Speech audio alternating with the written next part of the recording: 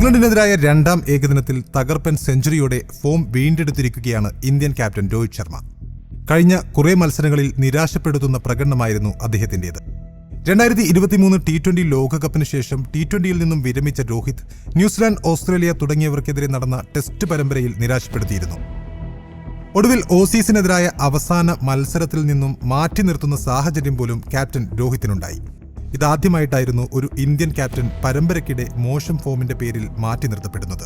Form വീണ്ടെടുക്കാൻ രഞ്ജിയിലേക്ക് മടങ്ങിയെങ്കിലും അവിടെയും രോഹിത് പരാജയപ്പെട്ടു.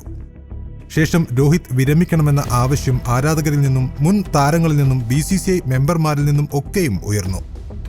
ഇതിനെയെല്ലാം മറികടന്നാണ് ഹിറ്റ്മാൻ ഇപ്പോൾ ഗംഭീരമായി തിരിച്ചു വന്നിരിക്കുന്നത്. ഏകദിനത്തിലെ 32ാം സെഞ്ചുറിയാണ് ഇംഗ്ലണ്ടിനെതിരെ രോഹിത് സ്വന്തമാക്കിയത്. പ്രതാപകാലത്തെ ബാറ്റിംഗ് ഫോം ഓർമ്മിപ്പിക്കുന്നതായിരുന്നു ഓരോ ഷോട്ടുകളും. മനോഹരമായ ഫ്ലിക്കുകളും നോ ലുക്ക് ഷോട്ടുകളും ആ ബാറ്റിൽ നിന്നും യഥേഷ്ടം പിറന്നു. 90 പന്തുകൾ മാത്രം നേരിട്ട രോഹിത് 119 റൺസാണ് അടിച്ചെടുത്തത്.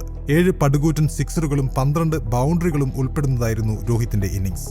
331 സിക്സറുമായി രണ്ടാം സ്ഥാനത്തുള്ള ക്രിസ് ഗെയിലിനെ പിന്നിലാക്കിയ രോഹിത്തിന് ഇനി മറികടക്കാനുള്ളത് ഏകദിനത്തിലെ 351 സിക്സറുകൾ നേടിയിട്ടുള്ള ഷാഹിദ് അഫ്രീദിയുടെ റെക്കോർഡാണ്. ഈ ഫോം തുടർന്നാൽ ചാമ്പ്യൻസ് ട്രോഫിയിൽ തന്നെ ഈ റെക്കോർഡ് രോഹിത് മറികടന്നേക്കും. അതേസമയം തന്റെ കരിയറിലെ ഏറ്റവും കൂടുതൽ നേട്ടങ്ങൾ തന്ന ഫോർമാറ്റിൽ കൂടിയാണ് രോഹിത്തിന്റെ തിരിച്ചുവരവ് എന്നതും ശ്രദ്ധേയമാണ്. കഴിഞ്ഞ ഒരു വർഷമായി മോശം പ്രകടനത്തിന്റെ പേരിൽ രോഹിത് പഴി കേൾക്കുമ്പോഴും അദ്ദേഹം കളിച്ച ഏകദിനങ്ങളിൽ ഭേദപ്പെട്ട പ്രകടനം കാഴ്ചവെച്ചിരുന്നു. 2024 കലണ്ടർ വർഷത്തിൽ നടന്ന ഇന്ത്യയുടെ ഏകദിന പരമ്പര ശ്രീലങ്കയ്ക്ക് മുന്നിൽ അടിയറവ് പറഞ്ഞപ്പോഴും രോഹിത് മികച്ച പ്രകടനം കാഴ്ചവെച്ചിരുന്നു.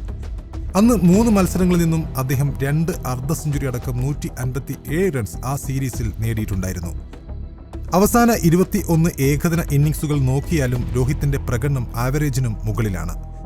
കഴിഞ്ഞ 21 ഏകദിന മത്സരങ്ങളിൽ നിന്നും അദ്ദേഹം 56.95 ശരാശരിയിലും 116.34 സ്ട്രൈക്ക് റേറ്റിലും 1139 റൺസ് നേടിയിട്ടുണ്ട്.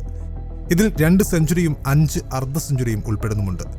ഇത്രയും ഉയർന്ന സ്ട്രൈക്ക് റേറ്റിൽ 50-ന് മുകളിൽ ബാറ്റിംഗ് ശരാശരിയുള്ള വിരലിലെണ്ണാവുന്ന ഏകദിന താരങ്ങളിൽ ഒരാൾ കൂടിയാണ് രോഹിത്. ഏതായാലും ചാമ്പ്യൻസ് ട്രോഫി ആരംഭിക്കാൻ ദിവസങ്ങൾ മാത്രം ബാക്കി നിൽക്കെ രോഹിത്തിന്റെ ഈ പ്രകടനവും ഏകദിനത്തിലെ സമീപകാല കണക്കുകളും ക്രിക്കറ്റ് ആരാധകർക്ക് ഏറെ ആത്മവിശ്വാസമാക്കുമെന്ന കാര്യത്തിൽ സംശയമില്ല.